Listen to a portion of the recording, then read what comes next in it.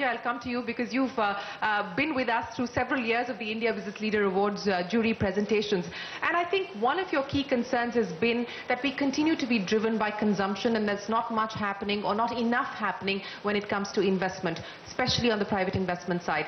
There is no indication of that really starting to take off yet either. Given what we are seeing with the red flags being outlined by both Mr. Kotak, Rajneesh Kumar and Kalpana, would you be even more fearful now of that turnaround and that pickup? Yeah, look, I think the private sector confidence probably has improved a little bit over the last few, I would say, months. But, the real thing that I have been saying for a long time, that structurally, unless you unlock the three vectors that drive growth, which is land, labor, and financial capital, and land and labor, frankly, is beyond our pay grade here. What we can talk about is capital. I think we're generally a capital-starved economy. And the fact of the matter is, I don't know what the average duration of CASA is in SBI, but I would guess it's not that long. The longest duration savings go to the government of India, which is preempted in the form of SLR and insurance and post office savings. Yeah. So frankly, you don't have long duration capital to fund real investment growth. So where do you get it from? You ultimately go and, either raise expensive money or you depend upon FIIs and private equity, but that's all temporary money. Local rupee savings of the long duration nature is missing. So as I said, land and labor is beyond us. So I don't think anything has changed. In fact, this incident probably will make people pull back a little bit, take lesser risk, even if they're getting a higher reward. Just intuitively, right? All of us are going to lend a little bit more cynically than before. So I think there is a bit of a break here, if you ask me. But the way you've got to unlock this, or the markets will unlock, is that the valuation of some of the companies will change. And I'm referring to financial sector. You can't be making a 1% NIM on HFCs and expecting a 4 times book value. That's going to change. And therefore, when you see this correction, I don't think we should be holding our breath and saying, oh my God, India is collapsing. I don't think so. I think you're really now beginning to trade at interesting values where, as I think Uday was mentioning, or we talked earlier, you'll now have consolidation, which is the right way forward here. So private sector growth, I think, will come back because the macro is in good shape. I think you have a fair degree of consistency of governance at the top. So I think you just need the right valuations to drive private capital to come in.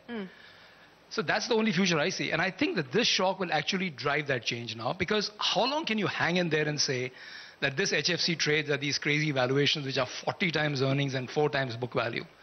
It's not possible. And if they were driving it through ALM mismatches by funding, that's a correction. So you're saying more reasonable valuations. But let me ask you this, as a foreign investor looking at India today, is there going to be a change in the matrix, in the manner in which they look at India, given not just what we're seeing happen domestic, but what the global factors are, what's happening in the US with US yields, what's happening with interest rates in the US and the fact that they're headed higher, what's happening with the trade war. So domestic factors, notwithstanding, global factors could impact the way flows move into India, foreign flows?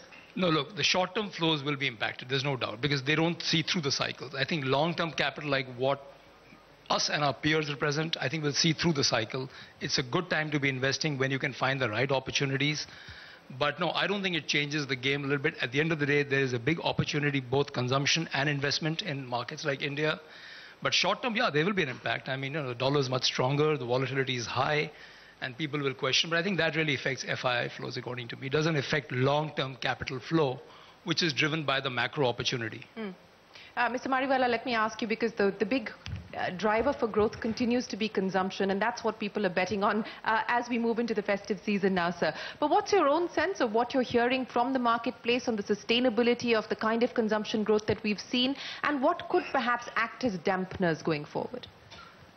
See, if you compare the last 2-3 years in India, we had 2 major discontinuities which are behind us. Yeah, GST and they were big discontinuities, undoubtedly, but I think now things have settled down on both these fronts. So things have stabilized in the last 6 months and things are looking up. Have we gone back to the older growth rates of 10% plus? No, but the sector, the FMCG sector is growing by about 6 to 8% volume growth rates, which is better. I mean, 2 years we grew by maybe 2-3%. So things are looking up. The monsoon is erratic, but I think overall pretty good, I would say. I think the high oil prices internationally could lead to inflation, and that could be a dampener. But net-net, I'm still cautiously optimistic. Is it impacting discretionary spending yet? Not yet so much. I think discretionary is more in the area of durables, cars, high price, not FMCGs. So I don't think it will impact FMCG, but it may impact the higher higher value purchases, whether it is durables or cars or autos or two-wheelers. But otherwise, FMCG, I personally think that things should still look up as we go forward. So what gives you the most confidence, and what would you highlight as the number one risk in business today? I think the most confident thing is things are looking up. The rural demand is increased. I don't think MSP can add to the demand because MSP is still on paper. Most of the crops, the prices are much lower than the MSP prices the government has announced, but they don't have the capacity to buy all the crops. How are you betting on rural demand? Because, you know, it shows up in the inflation numbers as well, where you're seeing food inflation collapsing, which means that there is a price collapse. If people are not buying on MSP or getting the MSP, then how are you anticipating this rural revival? I think it's already shown in the last few months the rural demand is better, and that itself is just not agriculture, but other services also, and maybe the spends on infrastructure, rural housing. All that may be adding up to rural demand in terms of growth rates, but I still think that rural will continue in terms of growth rates, in terms of demands, and I'm quite cautiously optimistic, I would say, as we go forward. Zareen, let me ask you about what gives you confidence today, outside of all the issues that we've already talked about. What would you want to focus on?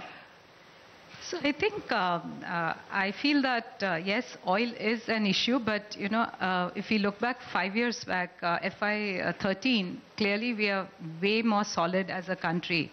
On the macros. Yeah, on the macros. And I feel quite optimistic because the micro, when you see in pockets, is very, very encouraging. So if you look at what is happening, the high-end technology play is coming in India. So if you see the global centers and you see a lot of MNCs, it's the high-end tech stuff that is happening, and almost 1 million jobs are getting created through that. So if you see the micro, some of the interesting statistics, for example, if you look at the auto sector, now 25% of our exports are engineering, for example. If you look at the growth in the auto industry, I think the micro is silently doing quite well. Okay. So while the noise level is large on the macro, I think the micro is giving me a lot of comfort.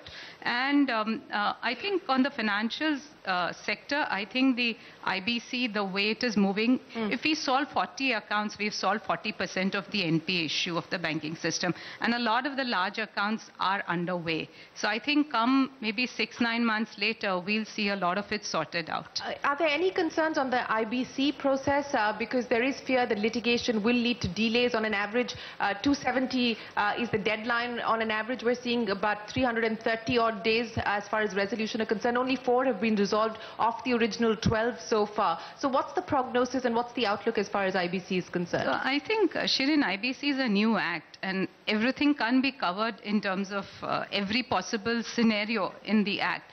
But as the judgments are coming out, I think will be good precedents for the next round of cases, that similar scenarios, if they are there, it can go by the Supreme Court or High Court judgment. Okay. To my mind, the next round of sort of resolution will be faster. Okay, next round of resolution will be faster. Mr. Kampani, let me ask you about the markets, sir. You know, the question is, are we going through a correction in a bull market? Have we entered into a bear market? What's your own sense, sir, about the volatility that we're seeing in the markets today and where we could be headed? I think we are neither in a bull market nor in a bear market. We are just watching the volatility at the moment. But I feel that, you know, certain sectors have gone down substantially, like financial sector. Banking. What about the mid-caps? I'm first coming to financial sector. In a financial sector, you know, the banks had their own problems, especially the government-owned banks of the non-performing assets.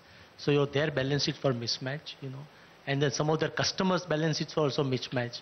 And because of that, you know, all this IBC process, and they were trying to clear those messes, which takes some time. Yeah. But it will happen, you know. And they are in the right wicket now with IBC coming in and NCLT coming in. And non-banking finance company and housing finance company, you know, they got a good shock. And that adversity is an opportunity for some. Because every adversity has got opportunity for some people who are doing well. And they will do continuously well. But those companies are over-leveraged, especially some of the NBFCs, you know, they'll have to worry about it a lot. Because can't borrow money short and go long all the way. Yeah. What I am noticing is this, that a lot of companies and also some of the strong mutual funds are sitting with a lot of cash now. And they're not lending money. And even corporate and NBFC are, collecting the money, not lending, and sitting with the cash. So how long we will all sit with the cash? Ultimately, somebody has to start lending money, on that basis. So maybe securitization, that will help a lot. And that's an opportunity for the banking sector. Like State Bank is saying that, Bank of Baroda is saying that, they can do a good acquisition and they can get a good assets, on their books. So I think, and a faster asset, because they don't have to do anything and work harder for that. So, somebody's adversity is somebody's opportunity. That's the way I look at it. If you look at the mid-cap sector, I think this is a every 7 years, 6 years phenomena. It happens every time. In a bull market, everybody just wants to buy anything and want to make a quick money. And I think that doesn't work. Ultimately, hard-earned money is also required to be made. You can't just make a quick money and go out. Tops and bottoms are for fools. We have to, make averages in life. So I think market will get stabilized. Only worry for the market is not only this crisis. The worry for the market is also election now. What will happen in the state election? What will happen in the central election? And market doesn't like uncertainty. So that uncertainty is a factor which is keeping the volatility high.